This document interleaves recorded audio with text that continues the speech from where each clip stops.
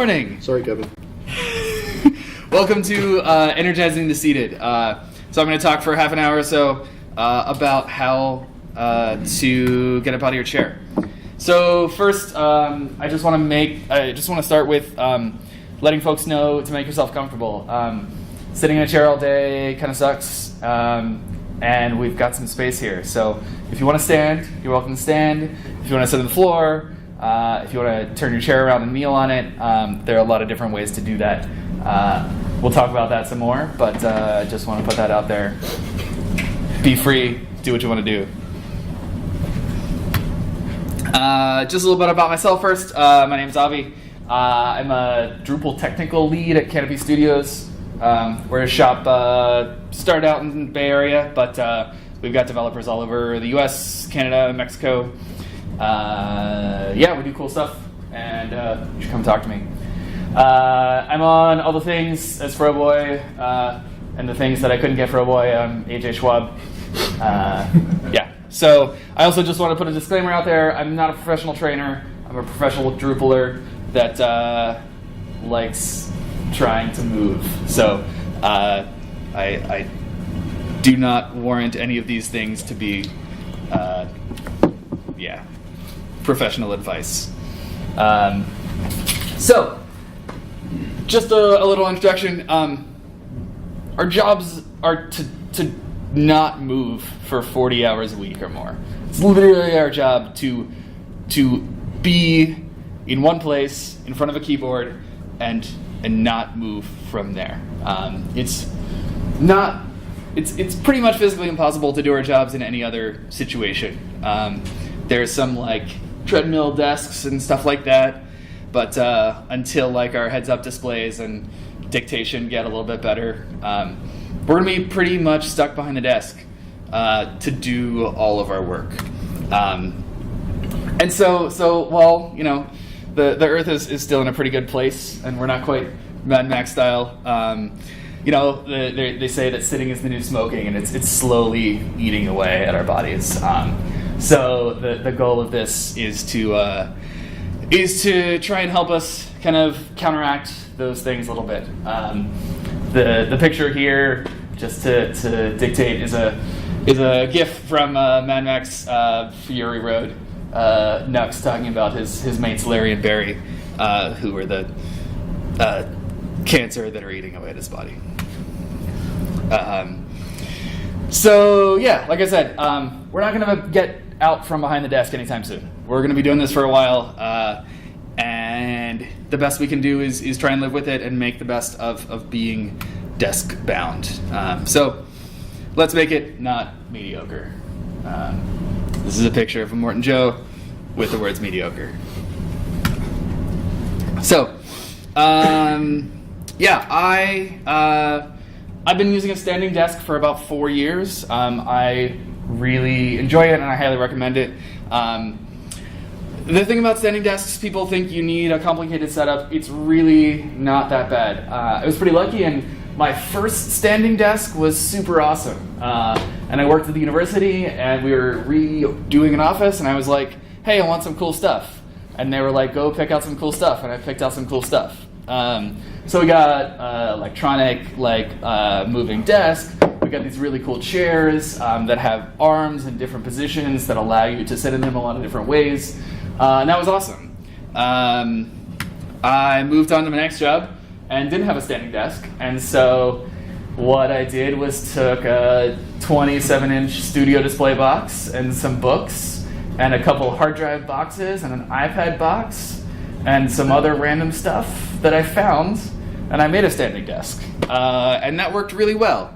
And it worked until enough people walked by that I convinced them that they should buy me something new. And then I went home and got my own setup. I've got an IKEA crank up desk, like $300 or something, really reasonably priced for a desk. And I still have some boxes and other stuff that's set up there. I'm not going to talk too much about the ergonomics of standing desks. There's a lot of information out there. It's really important to get your desk and your setup right, however you do it. But I want to go kind of forward. So whatever we're doing, no matter what your setup, whether you're sitting or standing or on a treadmill, we need to get our bodies aligned and get our bodies into the right orientation in order to just be stable and be healthy, whether we're standing at a desk or walking or moving or weightlifting. And so a lot of what I'm going to take you through today has been inspired by my time with a trainer. I started doing that a year and change ago when I started working from home full time, and I decided that I needed a reason to get out of the house. And so I started going to trainer, and we've been talking a lot about how all of these things kind of mix together. And so, like I said, whether you're just standing or whether you're lifting heavy weights, it's important to have all of these things set up. So I'm going to take you through a few exercises. Do whatever is comfortable for you. If you want to follow along, that's great. If you can't or don't want to or don't feel comfortable, do whatever is best for you. So I'm going to ask everybody to stand up and follow along.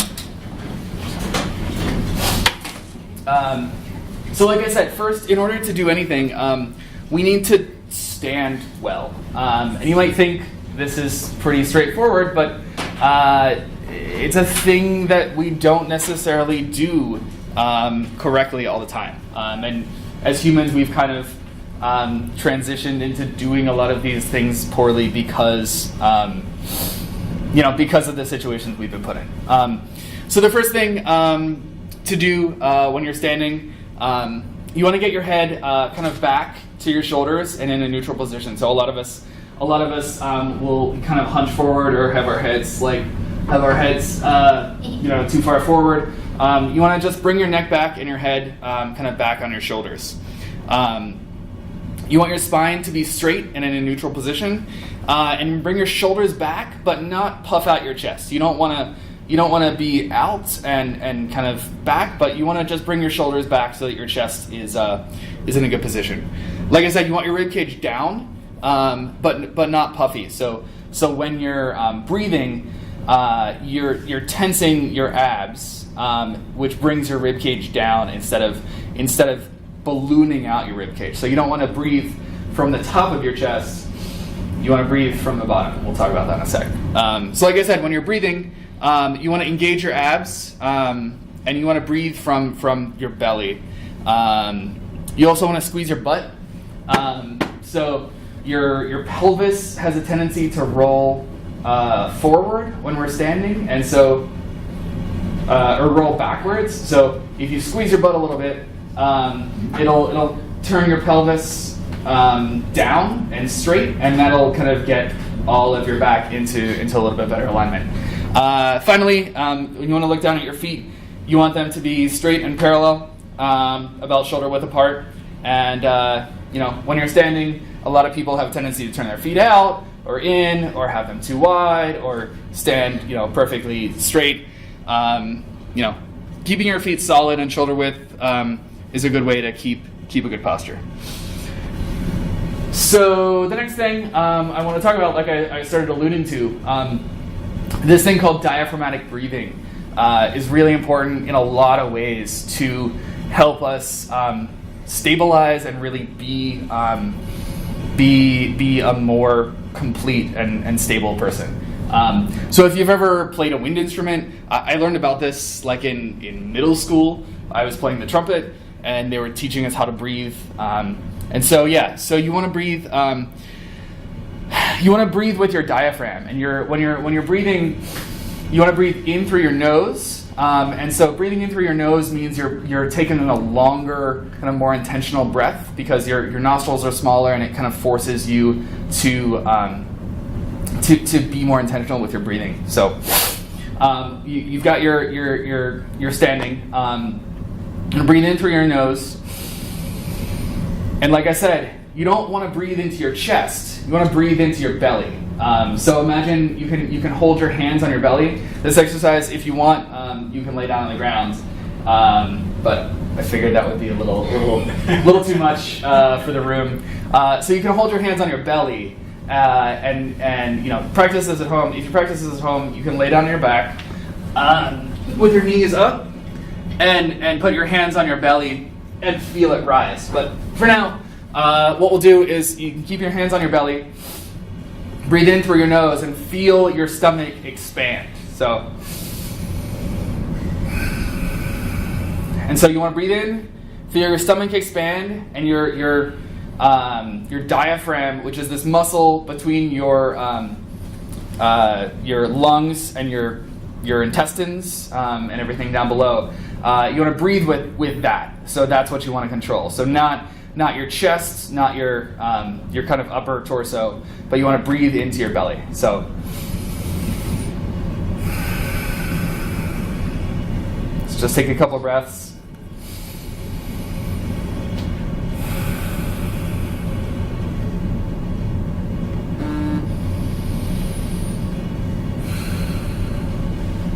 So just the act of standing and breathing for a couple of breaths and really being intentional about that can really help a lot to focus you, to kind of bring you back to a place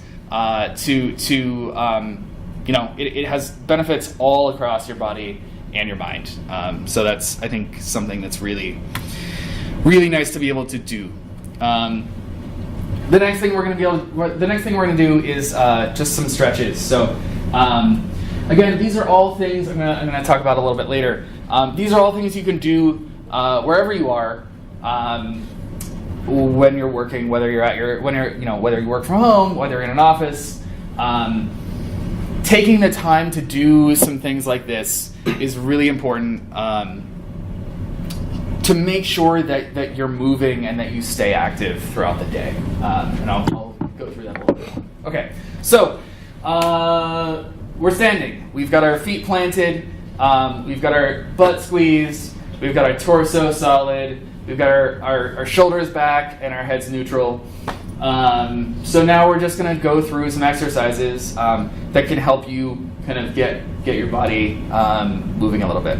So we're going to start at the top and go down. For our neck, we're just going to just kind of turn. So you can turn your head left or right. You can tilt it down. You can tilt it up. I've learned recently that it is counter recommended. It's not recommended to roll your neck back a lot. That can actually hurt your spine. So you don't want to take your head back too far beyond neutral. But you can look up. You can look down. Look left. You can look right. Kind of roll around and just feel that move. So we'll do, I kind of, when I'm doing this, I'll count to 8 and do 8 or so of one thing, and then 8 or so of another.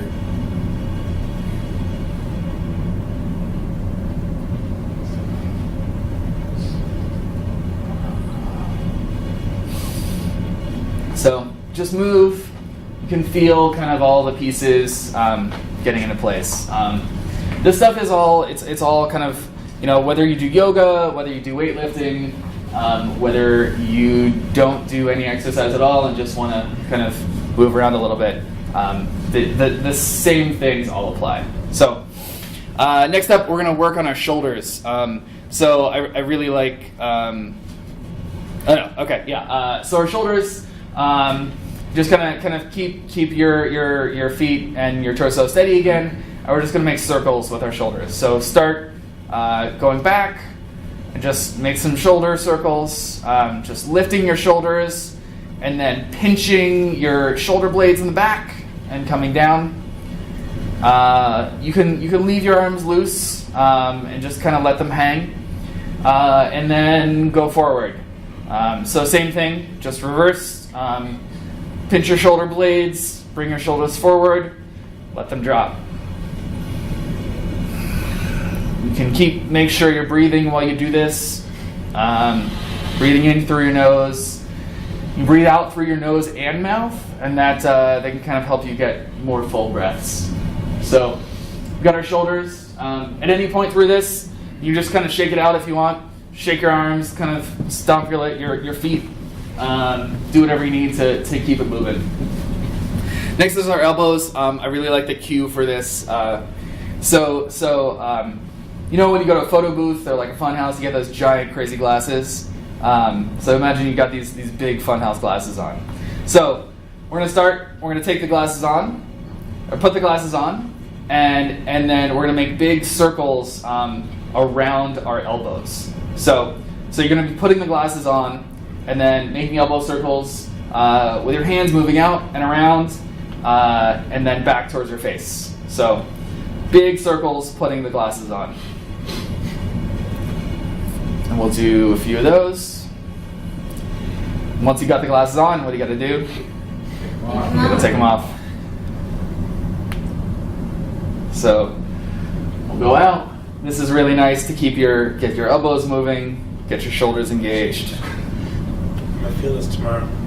Yeah, I'm gonna feel it now. So just move your elbows. Kind of pretend your elbows are a pivot point for the rest of your arm. Yeah. Okay. Next up is our wrists. Just put your hands together and intertwine your fingers. We're just going to make some circles. So you go one way, go the other. There's a lot of creaking with this. This is really useful. Again, you can do any of these things. Just take a couple minute break. Even 30 seconds from a problem. Doing one of these can help. Help you kind of figure out a solution to a problem just by stepping away or getting away from it. Interlacing the fingers is also really nice. You can kind of squeeze your hands a little bit, and that helps kind of work those joints around. So just doing some circles with your wrists, back and forth. The next thing we're going to do is our hips. So the hip hinge, if you've heard that term, the hip hinge is a kind of fundamental practice in a lot of exercise, and it's something that we don't do well a lot. So there are a couple pieces here. The cue that I learned is pretend like you still got your feet planted and shoulder width apart. You want to keep your shins and your knees like right above your ankles. So you're not pushing your knees forward. So you want to keep your shins and your knees straight above your ankles, but you're pushing your hips back. So take your thumbs and push on your pelvis, and pretend you're pushing your hips back. So your legs, your legs above the knee kind of get pushed back. While you're doing this, you want to keep your back straight, so you're not bending, you're not kind of flopping down. You want to keep your back straight and supported, and push your hips back. So stand up, push your hips back, and pinch your fingers in that hip crease, and then stand up. Then breathe. Breathe out. So you want to kind of breathe into this as you're bending down. You breathe in to support your body and to support your weight, and then breathe out as you're expanding. Kind of push your hips back. Stand up. I found when I was doing this, I started breathing kind of counterintuitively, but when it feels more intuitive to breathe out as you're kind of collapsing. But because you're putting kind of weight down into your hips, you actually want to breathe in as you're going down. And you can imagine if you're doing a squat, if you were doing some kind of lift like this, you want to breathe in to kind of support everything, and then breathe out as you're expanding back up. So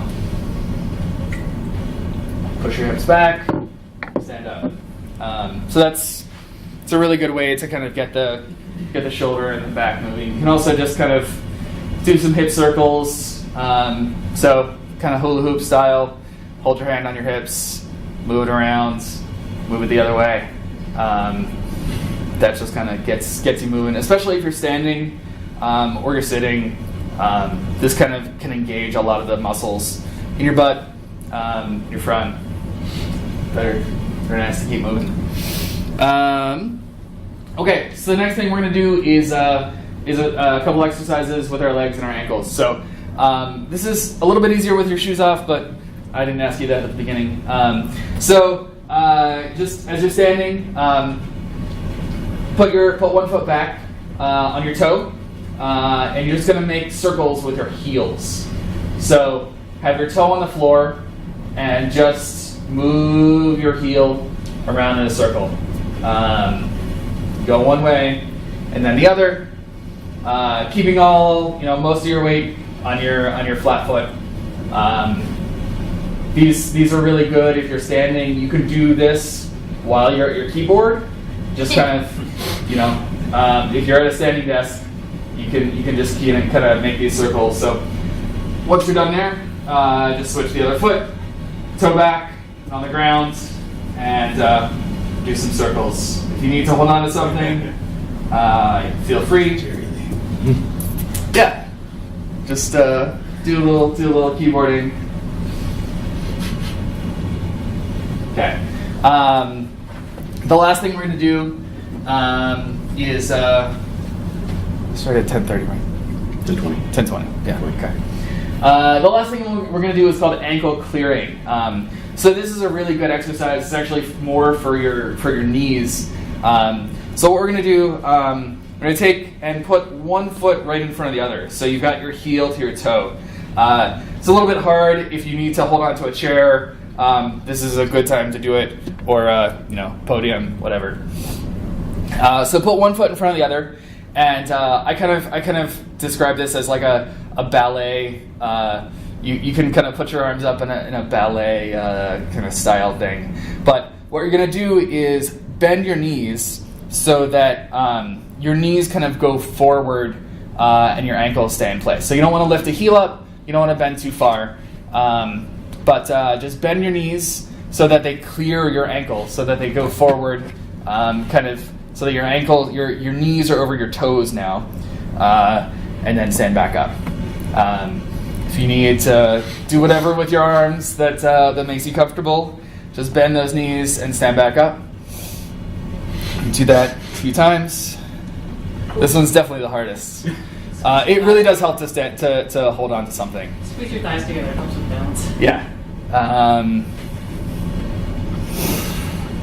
So you can bend.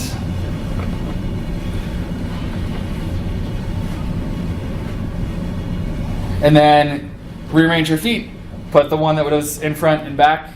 Kind of get your position again. And do it again. Again, as you're being intentional with this, you can breathe in and out with going up and down. That can help to kind of keep everything moving together.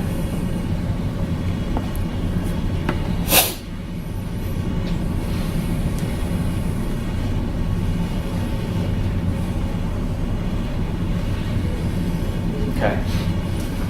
Cool. Yeah. So that's a really nice set of exercises, stretching that you can do from your head to your toe. We took a little while to do it, but you can do all those things in a couple minutes, and that's a really good way to take a break. Whether, like I said, wherever you are, you can kind of stop what you're doing, do this for a few minutes, and have a kind of get your body moving. That's all the exercising right now, but you're all standing, so I didn't make a slide for this, but there's a really great, so a lot of this talk is from a book called Desk Bound. I've got it here, you can all look at it later. It's a CrossFit instructor who did some work, a lot of research, into desk workers, and so one of the interesting things that he has is a whole kind of page on different ways to sit. So like I said, even if you just have a regular desk, just changing your position can be a really good way to make sure.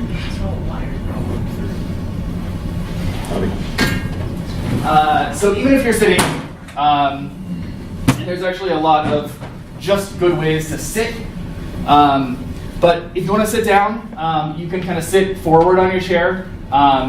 Sitting on the front part of your chair means you're a lot more mobile. You can kind of have your legs out, you can have your legs in. He's got a few other ways. You can kind of put one knee down. You can have a leg up on a knee. You can even squat on your chair if your body does that. My body doesn't do that.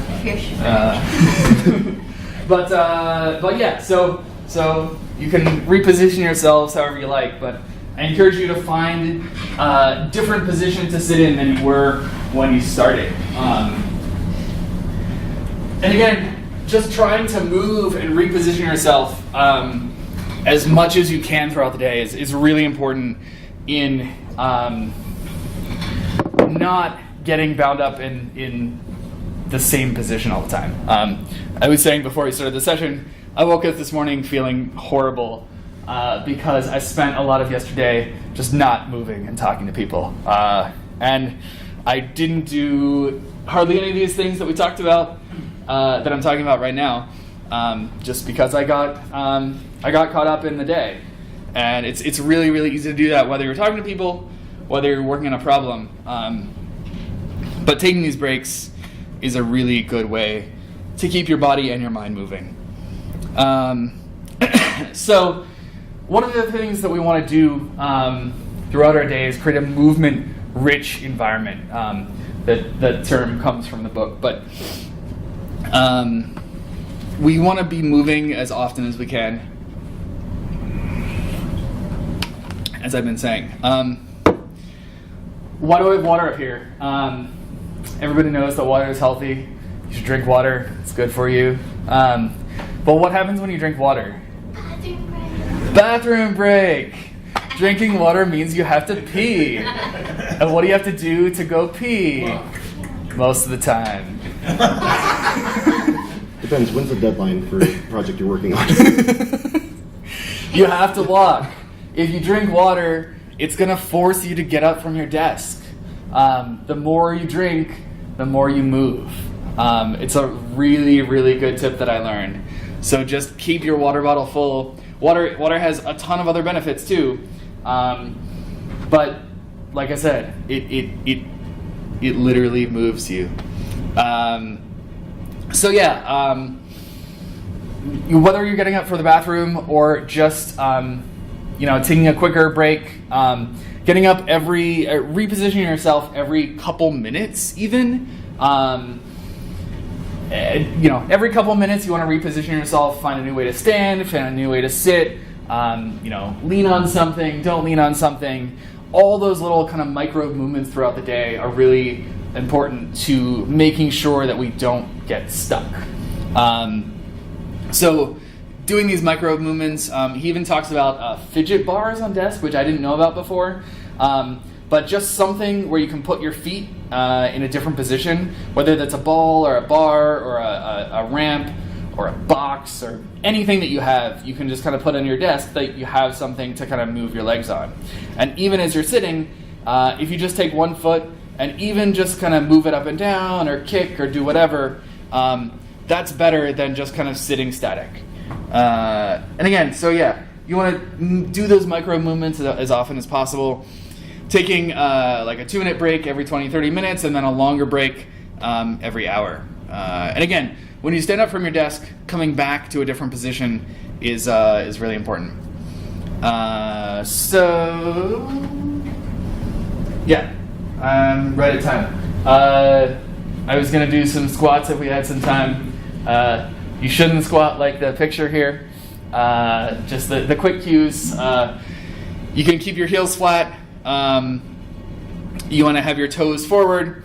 Kind of push your knees out, keep your back flat, and just kind of a basic squat, and then stand up. is really, really nice to do.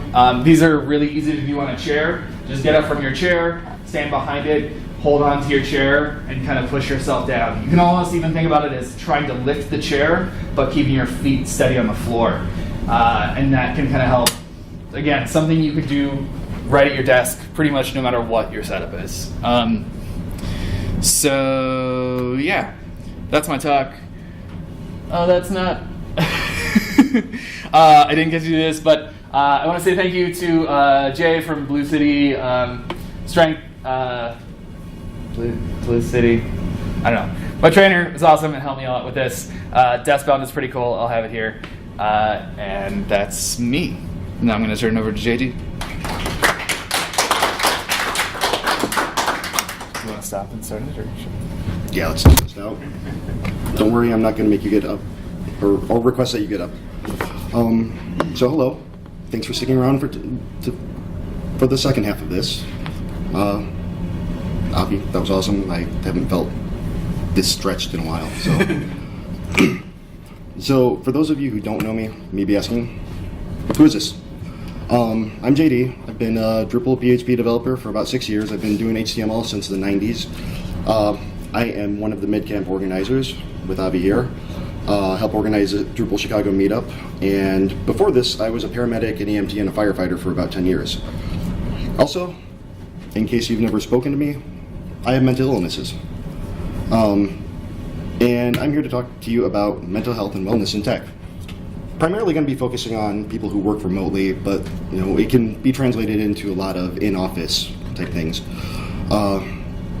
So I'm Drupal Technical Architect at Genuine.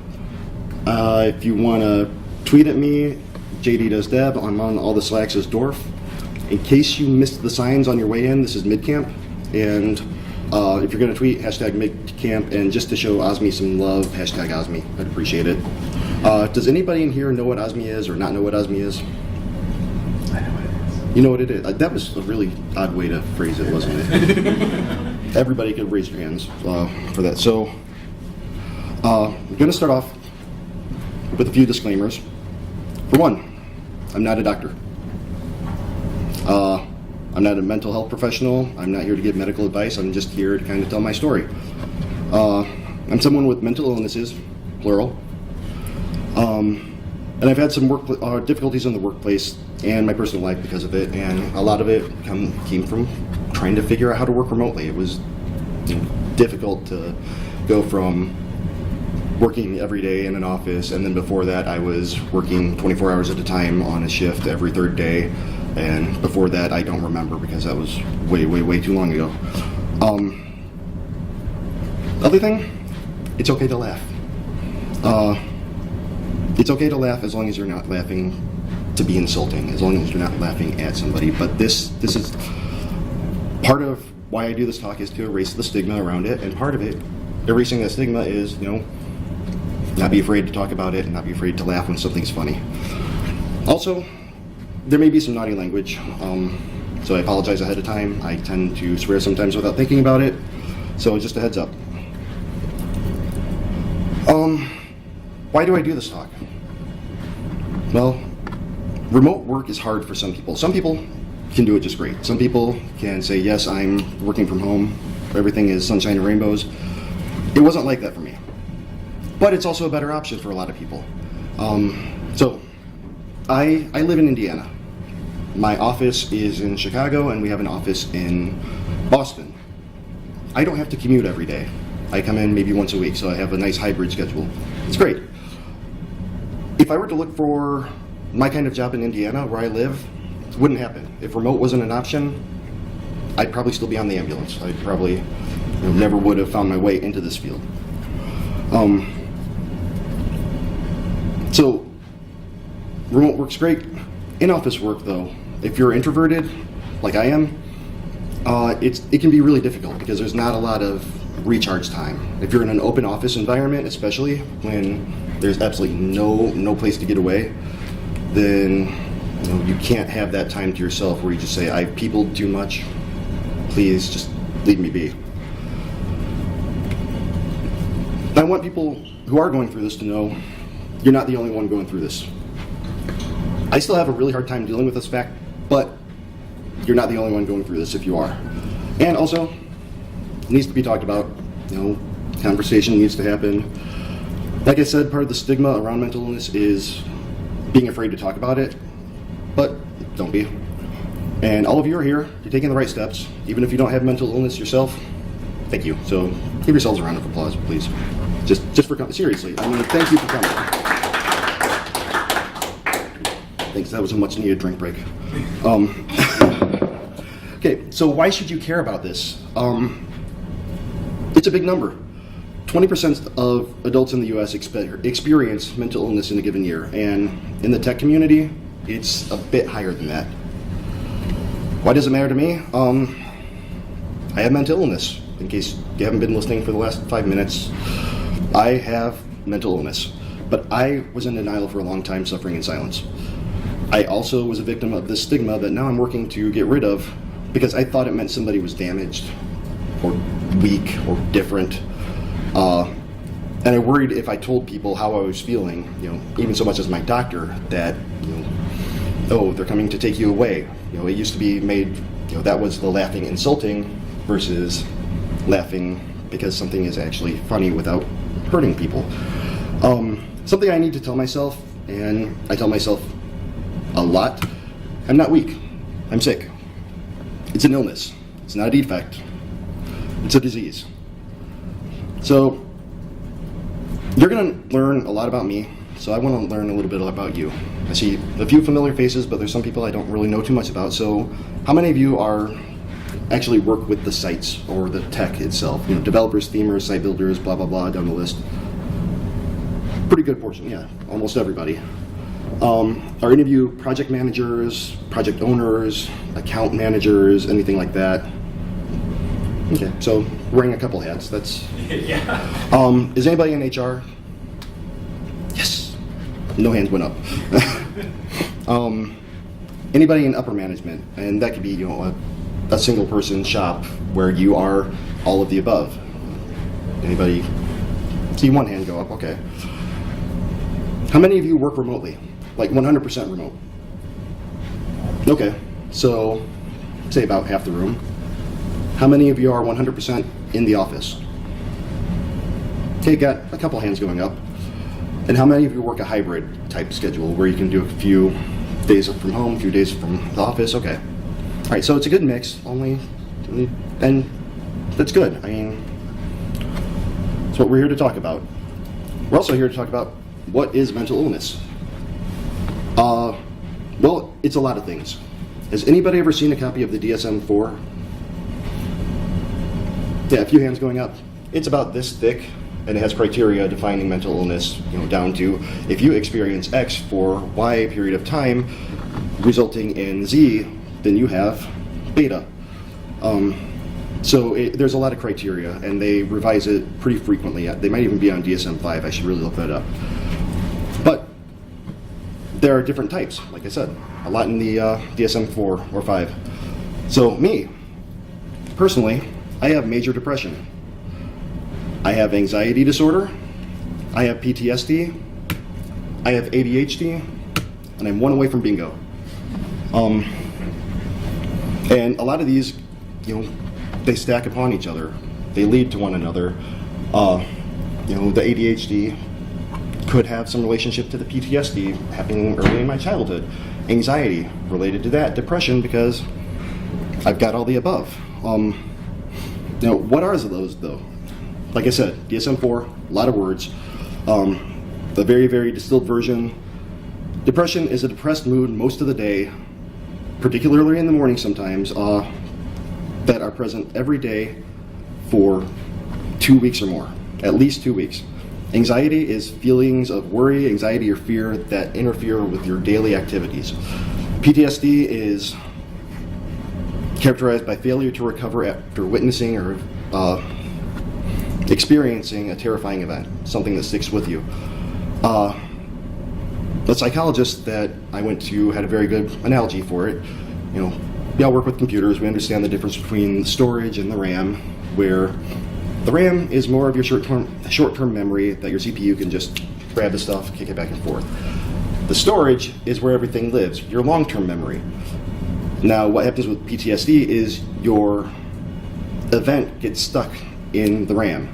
It doesn't move back, it doesn't get put back into storage, and anything resembling what happened in that event can just remind you of it, make you really relive that experience because it's just right there so quick. And ADHD, it's characterized by varying degrees of hyperactivity, impulsivity, and/or inattention that lead to difficulty specifically in the workplace or in school. When I was a kid, this was looked at as being a bit off, just a strange kid, just need to go burn off some energy. I didn't get diagnosed with it until about a year ago, officially, finally. Somebody says, hey, I think you have this. So life before getting treatment and getting checked out and getting all those letters attached to me, it was difficult. I was afraid, I was paranoid about everything. Social situations were absolutely paralyzing. I canceled plans all the time, which led me alone. Because I canceled plans and made myself alone. It was self-imposed isolation. I was angry. So many reasons for that. One, I was on a high-stress job. I was on an ambulance. Two, I had untreated anxiety and depression that I didn't even know had labels. And three, I was in one of those careers where if you say I have something, then it makes you weak. It makes you different. You treat the people who have that. You don't have that yourself. I was misunderstood because people often thought I was that I was angry when I was just trying not to mess up. Get that deer in the headlights look, and apparently my deer in the headlights look is the same as I'm going to get you look, which really, that's never going through my head. But I did finally accept something is wrong, and this is hard for a lot of people. I notice that people don't get as upset or angry about things as I do, and I kind of started thinking about it, and it was one of those situations where if everywhere you go smells like dog shit, maybe check your shoes. So this was the hardest part for me. But I got treatment. I do a lot of things, including take medication. Helps me through. And I start the conversation. I talk about it. I'm not afraid to talk about it. I don't mind talking about it. If you have questions, ask me about it. I'm no longer ashamed of what I have, obviously. I do have peaks and valleys still, but neither of them are too high or too low. There would be periods of time when I'd have the really high valleys that I could basically do anything for a very short period of time. But the other side of that was I would have valleys where I could do nothing for a very long period of time. So now I'm kind of more level and I can do most things for most of the time. My anxiety isn't quite as big. It still shows up, but not quite as bad. I'm more comfortable in social situations, obviously. I'm standing up here. I'm still pretty introverted, so after camp, I'm probably going to disappear into a hole for a few days and try to recover. But I don't have nearly as many anxiety attacks. Still happens. Still scares the hell out of me, but not as bad as it used to be. Also, I realized we're not alone. I was afraid to get treatment because I was afraid of the way people would view me because I felt I was the only one, but I'm not. We're not alone. So these all pose some challenges to remote work and development. Challenges of working alone as someone with mental illness. So remote and hybrid working, even in office working, offers a new set of challenges to people who aren't used to that. So for those of you who work remotely or even hybrid, what are some of the challenges you face? Isolation. Isolation? Okay. Getting off the couch. Big one, yeah. Also isolation. Also isolation. So that's two for isolation, definitely. A lot. I mean, part of that isolation is like you're just kind of stuck in your head. Right. Right. Exactly. That makes it a little hard to get perspective on things. So I came up with my own list because I didn't know all of you, most of you, about 40 minutes ago. So I made my own, and honestly, a few of the same things. I'm glad we're on the same page here. Communication.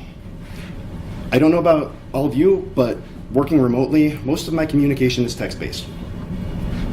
The voice inside my head reading that text-based communication often doesn't sound like the voice that they are trying to convey. Have you ever gotten a message from a coworker?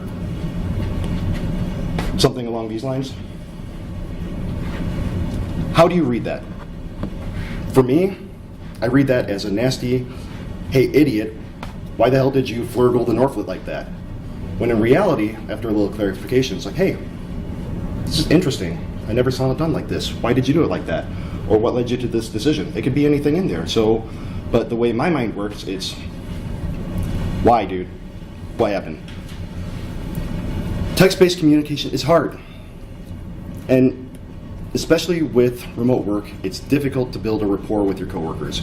If you never get FaceTime, it's really hard to say, hey, I know you. We had that good time. Another one that I heard thrown out there was isolation.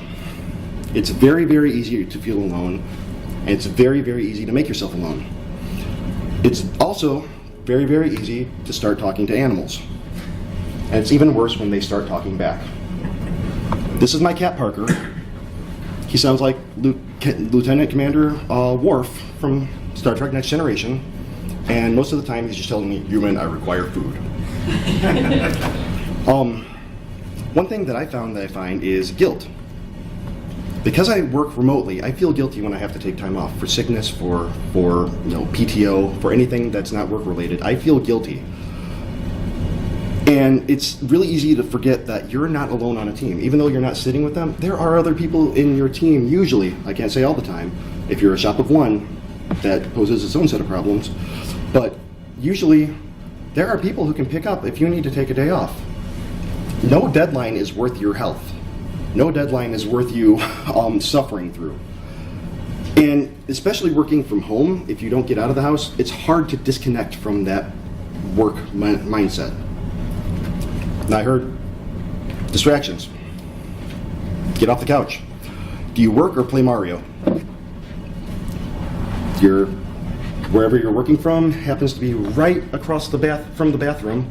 So if you have your water, when you're going there and back, you see, oh, the switch is still on. Let's do a round. And next thing you know, 3 hours into Mario Kart, oh crap, I missed 3 calls. We got to catch up. Work or do the dishes. It's hard when you're at home to not just say, well, crap, I need to get this stuff done. What are we going to do? Or chores have to be done. I won't have time later. You will have time later. I need to do it now. Or work or anything but work. You will find an excuse, or you could find an excuse to do anything but sit in front and do what needs to be done. You can also lead to a sedentary lifestyle, which can be kind of fixed by following obvious advice from about 10 minutes ago. In theory, not having to put pants on to go to work sounds great until you realize that you also haven't showered or you haven't brushed your teeth, and you're not taking care of yourself at what you should be doing. And eventually you get to a point where your cat just isn't having it, and he tells you, human, shower and feed me. And you don't have a reason to get out of the house, so you're not active. Again, see obvious talk from 10 minutes ago. So how did I avoid a stinky and isolated existence? A lot of trial and error. My second dev job was fully remote. Office was in Colorado. I went out there maybe 3 times. It was a complete culture shock for me. I didn't figure out a lot of these things for a long time after starting there. And this can be used for in-office as well. And here are some things that work for me. I'm not saying everything's going to work for everybody in the room, but I also have a couple suggestions for people who have to be in office as well. The sedentary lifestyle. Create a routine to at least simulate going to work. Get up, get out of bed, take a shower, brush your teeth, get dressed. It doesn't have to be full business attire, but at least put on some clothes. That gets you in the right frame of mind. It makes you feel like you're going to work. If you're in the office, get away from your desk. Do the stretches. Stand up. Don't eat lunch at your desk every day. Distractions. If your home space allows, or where you're working from, set a dedicated workspace. Someplace that people know, any of your cohabitators, they know that you do not distract me when I'm here. And make sure they know and understand that you are working. You're not just hanging out, you're not playing video games. Some people I've heard put up something to signify work mode. Headphone rule, if I'm wearing these headphones, you don't talk to me, I don't exist. a light bulb, kind of like an on-air sign from a recording studio, just red lights on, leave me alone.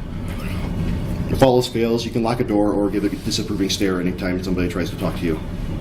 In office, you can use that headphone rule. I mean, it may take some time to get some of your non-technical coworkers to understand that headphones on, if you need me, Slack me. If you need me, then I'll answer if I'm not doing something. But I'm working. And if you're getting ready to go heads down, give your coworkers a heads up. Hey, if I don't answer, this is why. Guilt. This was a really big one for me. Just because you can work remotely and work from home doesn't mean you have to be working all the time. You could put the laptop down, you could close it. And when you need time off, take it. Your company will understand. That's why you have sick time and PTO. And when you do take time off, take time off. Put the laptop down. You're at that time, you're being paid to not work. Get your work done, but don't compare your own speed or volume to others. So there's always going to be people better than you who can code faster or do more, who are smarter at some things. There's always going to be people who are slower coders than you. That doesn't mean they're any, and I'm sorry, I said the wrong word there. I didn't mean better. People who have strengths in different areas than you. Not necessarily better or worse. People have different strengths, and they may go at a different velocity than you. So don't compare yourself to them. For those of you who are in office, again, don't compare yourselves to others. Just because you see somebody, I don't know if any of you have Slack channels or anything that have Git commit messages that just pop up, and you've got somebody who's commit, but when you look into it, it's like added period, removed a white space, removed white space on each one of those. So don't compare yourself to others. And it's okay to leave on time. Fire drills aside. If your client site's down and you have to file a critical ticket, maybe you might want to put in a little extra time, but aside from that, it's okay. Isolation. Use your team's tools. How many of you have Slack at work? How many of you have Teams, Microsoft Teams? Anybody have AOL Instant Messenger? ICQ? Skype? And anybody have a phone? Yeah, everybody has a phone. So use that communication. Nobody needs to be on an island.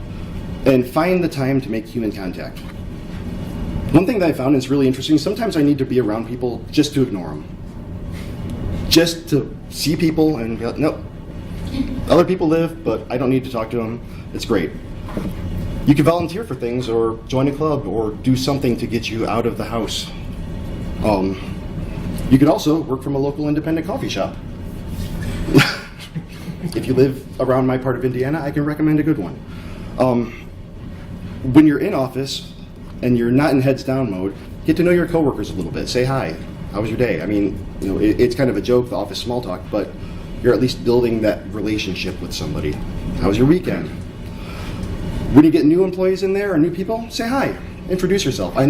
As somebody who's extremely introverted, I know how difficult this can be because I still, headphones on. I hope nobody sees me, but take the point out. Where I work now, the first day in office in Boston, they make you bring in cookies.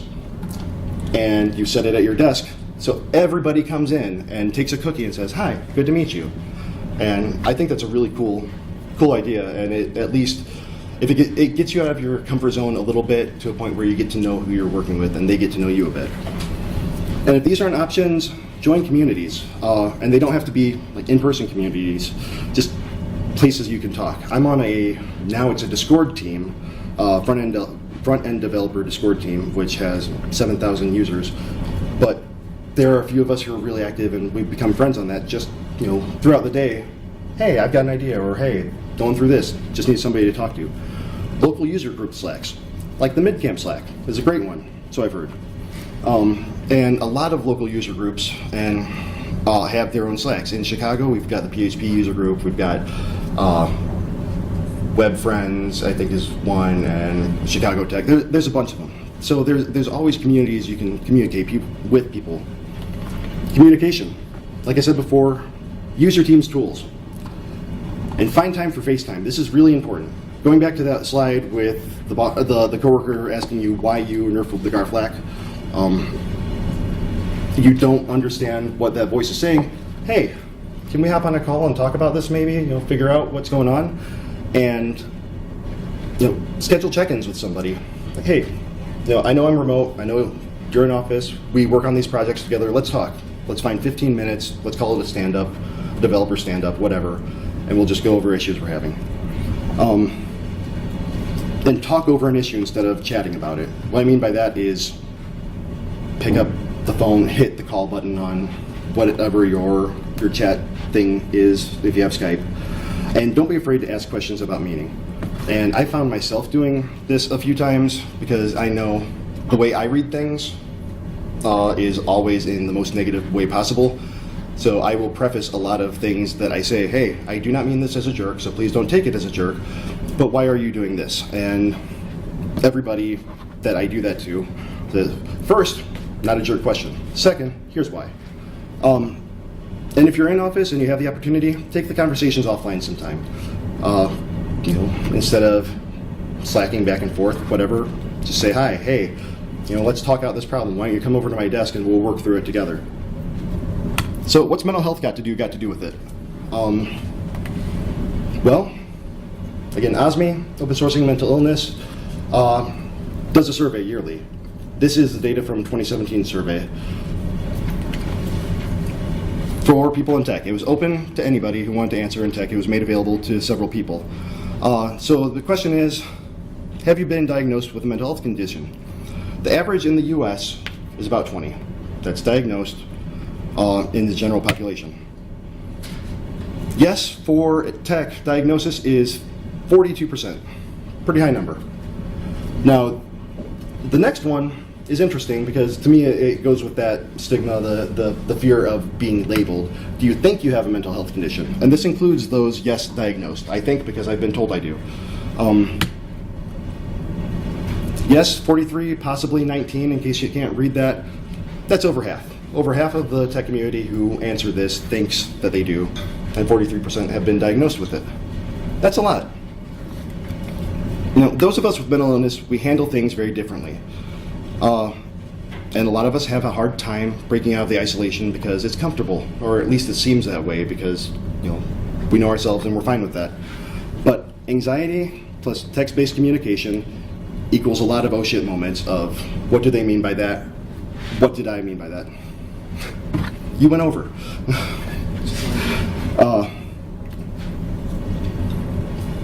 We're afraid that taking time to ourselves will have negative consequences. A lot of people say, yeah, sure, I'll get it done in half day, and that half day is really 16 hours that started at noon, ended at midnight, and they're showing back up, and now there's no personal time for them. We're afraid that saying no to something or not completing on time, coworkers will change their opinions. Your boss will say, you know what, you're useless. What's taking you so long? And if you have anxiety, worrying what people think about you can really, really be frustrating. And like me, go straight to the worst case scenario. When you nerf the Garflack, you're an idiot and you're going to be fired for it because it broke everything. Like I said, almost 18% of the US had some form of mental illness in 2015. And why should a workplace care? Because it's expensive. $44 billion annually, 200 million lost work hours, and that's not PTO time, that's people who just sit and I can't work, I can't do this, I can't function. And they lie on their timesheets or just try to get through. That's a lot of money. So how can a workplace help? Make sure that the lines of communication are open. Management, this is one thing that my company does that I think is really great.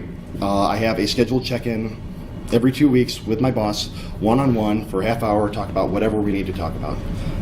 I think it's amazing. Be more inclusive if you are a hybrid company and you have some remote workers, and understand mental illness concerns and how to accommodate, which this is very difficult because someone with a mental illness may not want to disclose, and if someone with a mental illness does not disclose, then they are not covered by the ADA.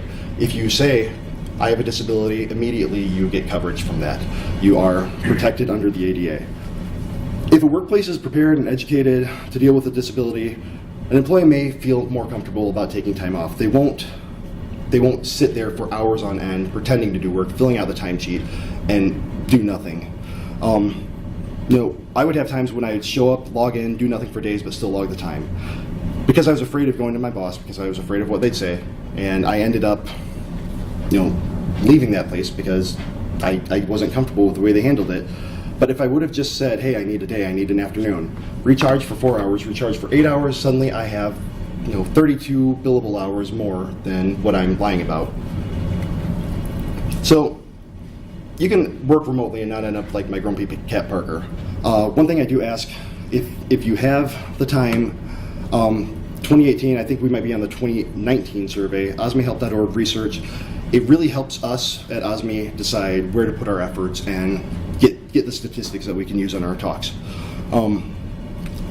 Get OSME handbooks. There are 3 of them, and somebody actually was talking to me yesterday and said that they had an issue in their workplace and they bought the handbooks and it really helped them deal with it because it outlines for mental wellness in the workplace, guidelines for executives and HR, and guidelines for employees, and it's all based on the ADA. And it's looked over by some lawyers, and I mean, obviously, hire your own counsel. Don't go off of what we're selling, but it was a good starting point to know what you can and can't do. If you have time, take the OSME survey. I think we're up to the 2019 one, osmehelp.org/research. And also, if you have time, please take the survey. It's about 20 minutes, but it really helps us out. So, gonna close out. I'm sorry I'm going over a little bit. But in open source tech, community is our greatest resource. Look at this. Everybody here, mid-camp, all these things, it's amazing. And it reminds us that we're not alone and that we're not just usernames. He's Avi, he's not just Froboy. He's Avi, the Froboy. It's not McDwayne, it's Dwayne. And we're people. And that's what these events help remind us of. And so getting this face time, this is great. Thank you all for coming to mid-camp. So, this is what I'm doing to help erase a stigma. So thank you for listening. A couple of resources I always put up. If there's osmehelp.org, there's also forums on there that are kind of not quite anonymous, but enough where there's a lot of people who will say, hey, I'm having this issue, and then get some feedback from other people in the community. If you are looking for a therapist, a couple resources here, 1-800-THERAPIST or psychologytoday.com. Psychologytoday.com is really good because the magazine side of it is a Drupal site, and because the search function will let you narrow it down to what kind of therapist you're looking for and what specialties. Maybe they specialize in PTSD, or they do EMDR, or something that you think would really benefit you. There's also the Suicide Lifeline and the number 4 National Association on Mental Illness. So I know I went over. I want to thank you all for hanging out for the extra 5 minutes. Thank you so much for listening, and thanks for coming to mid-camp.